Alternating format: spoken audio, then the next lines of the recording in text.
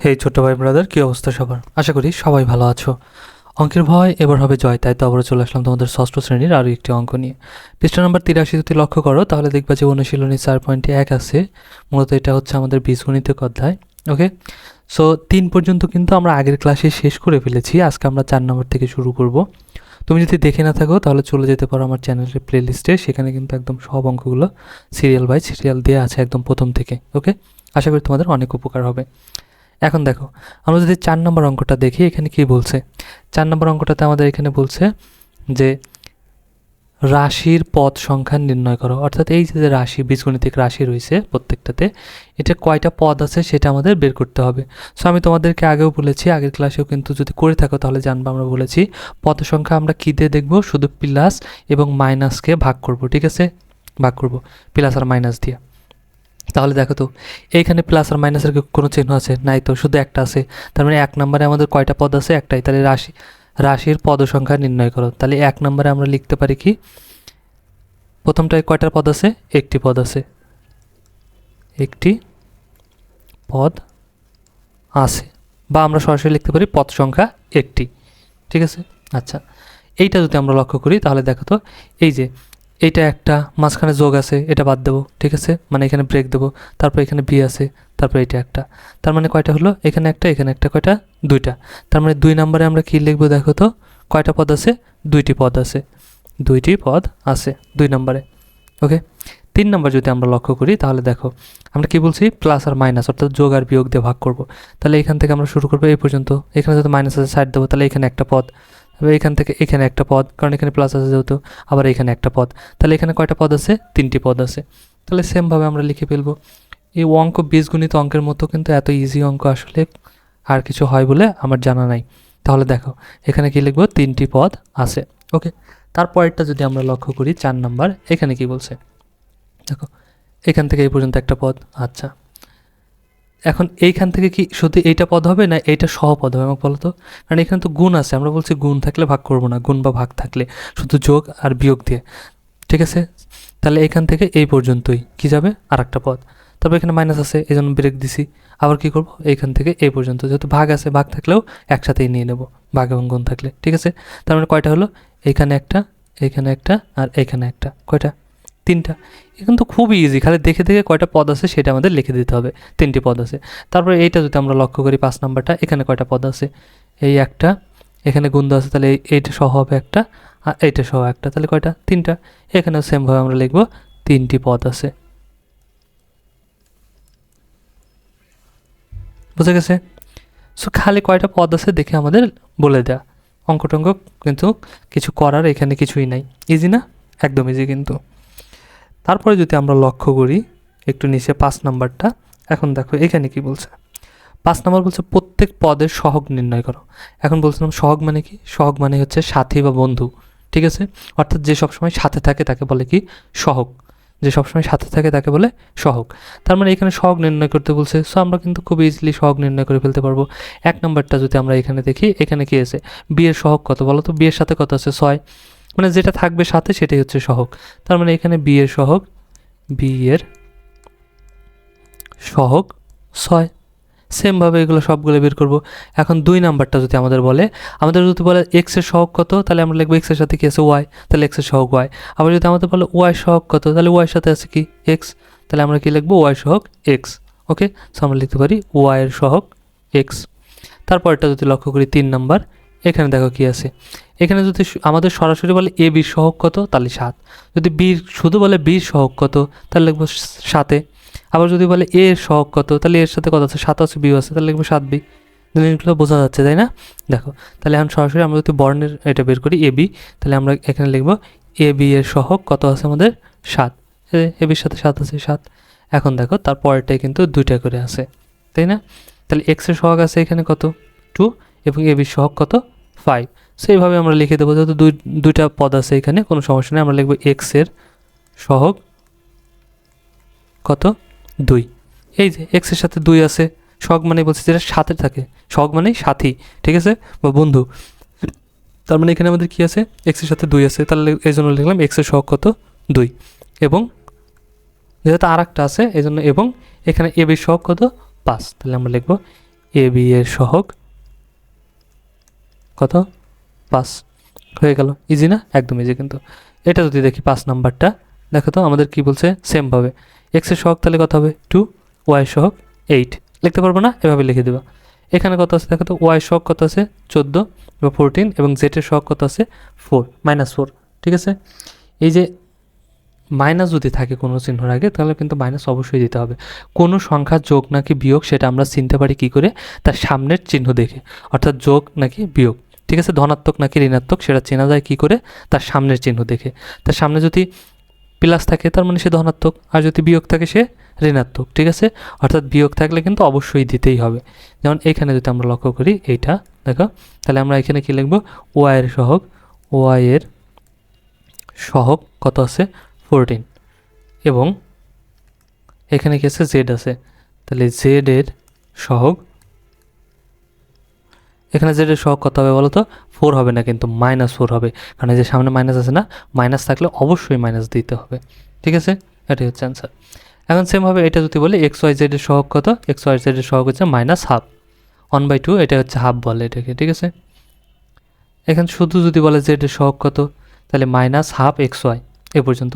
শুধু এক্স বললে পারে, সরি ওয়াই বললে পারে, তার মানে সবই হবে খালি ওয়াই বাদে। ঠিক আছে, আবার এক্স বললে বাকি সবই হবে খালি এক্স বাদে। ইজি না? একদম ইজি কিন্তু, খালি দেখে দেখে বসাই দিবা তাহলেই কিন্তু হয়ে যাবে। তারপর যদি আমরা লক্ষ্য করি 5-এর খ নাম্বার, এখানে কি বলছে দেখো, এক্স এর আক্ষরিক সহগ নিচের কোনটি। এখন এখানে কি বলছে, আক্ষরিক, আক্ষরিক মানে কি বলতো, যদি বলতো সাংখ্যিক তার মানে হতো সংখ্যা, আর আক্ষরিক মানে অক্ষর, আক্ষরিক মানে অক্ষর, এই জিনিসটা তো বুঝতে পারছি তাই না। যদি আমাদের বলতো সাংখ্যিক, এক্সের সাংখ্যিক তার মানে হতো সংখ্যা, যেমন 1 2 3 4 5 6। ঠিক আছে, আচ্ছা। আর যখন বলছে কি আক্ষিক, আক্ষিক মানে কি অক্ষর, সেটা হতে পারে বাংলা বর্ণ, হতে পারে ক খ গ, আবার ইংরেজি বর্ণ হতে পারে এক্স ওয়াই জেড, অর্থাৎ ABCD। ঠিক আছে, আচ্ছা। তাহলে আমাদের কার বের করতে বলছে, এক্সের। তাহলে আমরা যদি এখন এক্সের এখানে দেখি, তাহলে দেখো তো আক্ষরিক, তাহলে এখানে কি আছে, এক্সের সাথে সহগ আছে কত, আছে, তাই না। তার মানে আমাদের যদি বলি এক্সের আক্ষরিক সহগ নিচে নির্ণয় করো, সরি কোনটি না, এখানে বলছে এক্সের আক্ষরিক সহগ নির্ণয় করো, তাহলে নির্ণয় করতে বলছে। তাহলে এখানে এক্সের আক্ষরিক সহগ কোনটা, এইটা, কারণ এক্সের সাথে আছে। আচ্ছা, আবার দেখো এইটা যদি আমরা দুইটা পদ আলাদা করে ধরি তাহলে কিন্তু এটাও কিন্তু আক্ষরিক। ঠিক আছে, এক্সের সহগ এ, আবার এইখানেও আছে দেখো এক্সের সহগ এ, আর এইখানে আবার কি আছে, এক্সের সহগ PY। আমাদের এইখানে এক্সের আক্ষরিক সহগ কোনটা সেটা আমাদের নির্ণয় করতে বলছে। সো 1 নম্বরে আমরা দেব যে এক্সের আক্ষরিক সহগ,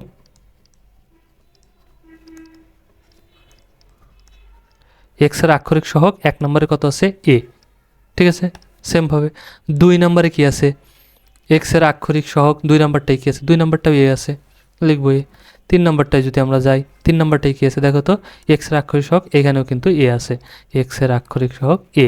কিন্তু 4 নম্বরে যখন আমরা আসতেছি, এখানে এক্সের আক্ষরিক সহগ কি আছে, মানে এক্সের সহগ মানে তো সাথে, তাহলে এখানে এক্স আছে, এক্সের সাথে কি আছে, পি আর ওয়াই আছে, তার মানে আমরা কি লিখবো, এক্সের আক্ষরিক সহগ পি আর হচ্ছে ওয়াই।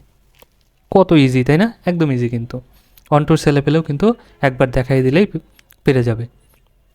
দেখো 6 নম্বর অঙ্ক যদি আমরা এখানে লক্ষ্য করি, তাহলে এখানে কি বলছে, একটি কলমের দাম x টাকা ও একটি বইয়ের দাম y টাকা, নিচের রাশিগুলো দ্বারা কি বোঝানো হয়েছে। অর্থাৎ এই রাশিগুলো দ্বারা কি বোঝানো হয়েছে সেটা আমাদের লিখতে হবে।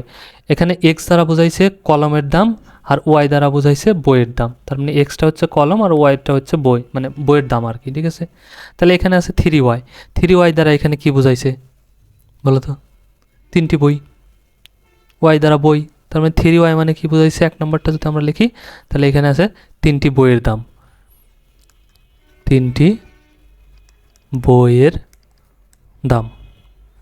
ঠিক আছে, কারণ 3y, একটা y সমান যদি একটা বইয়ের দাম হয়, 3টা y সমান তাহলে কী হবে, 3টা বইয়ের দাম, একদম ইজি। এখানে আছে 7x, x মানে যদি হয় কলমের দাম, তার মানে একটা x সমান যদি একটা কলমের দাম হয়, 7টা x সমান কয়টা কলমের দাম হবে, 7টা কলমের দাম, একদম ইজি। তাহলে আমরা লিখব 2 নম্বরে কি বলছে, 7টি কলমের দাম। একদম বেসিক জিনিসটা তোমাদের এই অধ্যায়ে জাস্ট তোমাদের খালি বীজগণিতের সাথে পরিচয় করার জন্য একদম বেসিক জিনিসটা এখানে দিয়ে রাখছে। ওকে, আচ্ছা। তারপরে দেখো 3 নম্বরটাতে এখানে কী আছে, এক্স প্লাস 9y। তার মানে এক্স মানে কি, কলামের দাম। তাহলে একটা কলামের দামের সাথে 9টা বইয়ের দাম কী করছে, যোগ করছে। এখানে একটা কলামের দাম, এখানে 9টা বইয়ের দাম, মাঝখানে কী করছে, যোগ। তার মানে একটি বইয়ের সাথে 9টি কলামের দাম যোগ। এই জিনিসটা খালি আমাদের লিখতে হবে। এক্স সমান কলম, তাহলে একটি কলমের দামের সাথে, এটা ওয়াই সমান 9y মানে কি, 9টা বই। তাহলে 9টা বইয়ের, 9টি বইয়ের দামের যোগফল, এই যোগ করছে এখানে, তাহলে যোগফল। তুমি যদি অন্যভাবে বোঝাতে পারো জিনিসটাকে তাহলেও কিন্তু হয়ে যাবে, ঠিক আছে। এই জিনিসটা খালি কী বোঝায় সেই জিনিসটা তোমাকে এখানে লিখতে হবে। সেমভাবে তার পরেরটা যদি আমরা লক্ষ্য করি, এখানে কি আছে, 5x 8y। এক্স মানে কলমের দাম, 5x মানে কি 5টা কলম, আর 8y মানে 8টা বই, ঠিক আছে। তার মানে আমরা কী লিখতে পারি, 5টা কলমের সাথে 8টা বইয়ের দামের কি, যোগফল। একই জিনিস, একটু আগে যে জিনিসটা লিখলাম, তাহলে এখানে আমরা লিখব শুধু 5টি কলমের দামের সাথে, তোমরা ডট ডট দিও না, আমি লিখলাম না, তোমরা এখানে লিখে দিও কিন্তু, ঠিক আছে। দামের সাথে এখানে কয়টা বই, 8টা, তাহলে 8টি বইয়ের দামের যোগফল। এখানে যোগ আছে যেহেতু, যোগফল। সেমভাবে এখানে গিয়েছে, এখানে খালি পাল্টায় দিছে 6y প্লাস 3y, 3x, তাই না। তার মানে কি, y মানে বইয়ের দাম। তাহলে এখানে আমরা কি লিখব, 5 নম্বরটা যদি লক্ষ্য করি, তাহলে দেখো এখানে আমরা লিখব যে 6টি বইয়ের দামের সাথে, বইয়ের দামের সাথে এখানে কয়টা কলম, 3টি কলমের দামের, এখানে যেহেতু যোগ আছে তাহলে যোগফল, শেষ। খালি কি বোঝায় সেটা তোমাকে এখানে উল্লেখ করে দিতে হবে, আর কিছুই না। ওকে, 7 নম্বরটা যদি এখানে লক্ষ্য করো তাহলে দেখো তো কি বলছে, একটি খাতার দাম x টাকা, বুঝলাম। একটি পেন্সিলের দাম y টাকা, একটি রাবারের দাম z টাকা, ঠিক আছে। অর্থাৎ একটা খাতা কিনতে হয় কত টাকা দিয়ে, x টাকা দিয়ে। পেন্সিল কিনতে হয় y টাকা দিয়ে, আর রাবার কিনতে হয় কত টাকা দিয়ে, z টাকা দিয়ে। এটি গেল আমাদের উদ্দীপক। এখন আমাদের প্রশ্ন দিছে 3টা। 1 নম্বর দেখো তো কী বলছে, 5টি খাতা ও 6টি পেন্সিলের মোট দাম কত। ওকে, তাহলে এটা আমরা পারবো না, ইজি কিন্তু। 5টি খাতা, তাহলে একটি খাতার দাম কত টাকা, x টাকা। তাহলে দেখো তো এখানে যদি আমরা লিখি, একটি খাতার দাম x টাকা, তাই না। তাহলে 5টি খাতার দাম কয় টাকা হবে বলো তো, 5টি খাতার দাম, একটা খাতার দাম যদি x টাকা হয়, 5টা খাতার দাম কত, 5 গুণ x, এত টাকা। তাহলে কত হয়ে যাবে, 5x টাকা, ঠিক আছে। পাইছি। তারপর কি বলছে, 6টি পেন্সিলের মোট দাম কত। আগে 6টি পেন্সিলের দাম বের করি। তাহলে এখন একটি পেন্সিলের দাম কত, একটি পেন্সিলের দাম এখানে কত দেওয়া আছে, y টাকা, তাহলে y টাকা। আচ্ছা, তাহলে কয়টা পেন্সিল বলছে, 6টি। তার মানে 6টি পেন্সিলের দাম কত টাকা হবে বলো তো, 6 গুণ y, তাহলে কত হয়ে যাবে, 6y টাকা, তাই না। এখন বলছে মোট, মোট মানে কি, যোগ, তাই না। তার মানে সুতরাং 5টি খাতা ও 6টি পেন্সিল এর মোট দাম কত টাকা হবে বলো তো। মোট মানে যোগ, এটা আর এটা যোগ করে দেবো, তাহলেই হয়ে যাবে 5x যোগ 6y, এত টাকা। এটাই হচ্ছে আমাদের অ্যান্সার। আশা করি বোঝা গেছে। তারপরে যদি আমরা লক্ষ্য করি, এখানে কি বলছে দেখো তো, 8টি পেন্সিল ও 3টি রাবারের দাম, মোট দাম কত, সেমভাবে বের করব। একটি পেন্সিলের দাম y টাকা, তাহলে এখানে কয়টা বলছে, 8টা। তাহলে 8টি পেন্সিলের দাম, এখানে দেখবো 8টি পেন্সিলের দাম কত হবে, 8y টাকা হয়ে যাবে, 8 গুণ y, তাহলে 8y। আচ্ছা, তারপরে সেমভাবে একটি রাবারের দাম, 3টি রাবারের দাম কত, তাহলে এখানেও লিখবো একটি রাবারের দাম কত টাকা, এখানে দিচ্ছে z টাকা। তাহলে 3টি রাবারের দাম এই যে এটির মধ্যে এভাবে বের করবো, ঠিক আছে। 3টি রাবারের দাম কত হয়ে যাবে, 3z টাকা। তারপরে আমরা কি লিখবো, তাহলে সুতরাং 8টি পেন্সিল ও 3টি রাবারের মোট দাম, মোট মানে যোগ, দুটো যোগ করে দেবো, অঙ্ক কিন্তু শেষ। তারপরে কি বলছে, 10টি খাতা, 5টি পেন্সিল ও 2টি রাবারের মোট দাম কত, বের করতে পারবো না, একদম ইজি কিন্তু। এইখানে দেখো তাহলে 10টি খাতা বলছে, একটি খাতার দাম x টাকা, তাহলে আমি লিখলাম না, আমি জাস্ট তোমাদেরকে বুঝাই দিচ্ছি। এখানে দেখো একটি খাতার দাম, সরি একটু লিখে দিলাম, একটি খাতার দাম কত খাতা ধরে নিও, ঠিক আছে। একটি খাতার দাম কত টাকা, x টাকা। তাহলে খাতা কিনছে কয়টা, 10টা। তাহলে দেখো তো 10টি খাতার দাম কত হয়ে যাবে, 10x টাকা, তাই না। আবার কি বলছে, পেন্সিল, তাহলে একটি পেন্সিলের দাম কত টাকা, একটি পেন্সিলের দাম কত টাকা, এখানে আমাদের বলছে y টাকা। তাহলে এখানে মোট পেন্সিল কিনছে সে কয়টা, 5টা। তাহলে আমরা কি লিখব, 5টি পেন্সিলের দাম কত টাকা হবে, 5y টাকা, ঠিক আছে। আচ্ছা, আবার গেল সে রাবারও কিনছে, কয়টা রাবার, 2টা। একটা রাবারের দাম কত, একটি রাবারের দাম কত টাকা, সে কিনছে z টাকা দিয়ে। এই যে উদ্দীপক লক্ষ্য করলে দেখতে পারবা একটার দাম z টাকা, তাহলে একটার দাম কয় টাকা, z টাকা। সে রাবার কিনছে কয়টা, 2টা, এই যে দেখো 2টা। তাহলে 2টা রাবারের দাম কত টাকা হবে বলো তো, 2z টাকা, তাই না। এখন সে বলছে মোট কত, মোট মানে কি, যোগ, তাহলে লিখবো সুতরাং 10টি খাতা, 5টি পেন্সিল ও 2টি রাবারের দাম এই যে এটা যোগ এটা দিয়ে দেবো, ঠিক আছে। 10x যোগ 5y যোগ 2z এত টাকা। বোঝা গেছে নিশ্চয়ই, ইজি কিন্তু অঙ্কগুলো একদম ইজি। তারপর যদি দেখো খ নাম্বারটা, এখানে কী দিয়ে বলছে দেখো, 1 হালি কলার দাম x টাকা হলে 5 হালি কলার দাম কত, বের করতে পারবো না, 1 হালি কলার দাম। তাহলে 1 হালি কলার দাম যদি x টাকা হয়, 5 হালি কী করতে হবে, জাস্ট গুণ করতে হবে 5 দিয়ে। 5 আর x গুণ করলে কি হয়ে যাবে, 5x হয়ে যাবে, করেই দিই দেখো। তাহলে এখানে দেওয়া আছে, আমরা জানি কত, 1 হালি কলার দাম কত টাকা, x টাকা। তাহলে এখানে আমাদের বলছে কয় হালি, 5 হালি।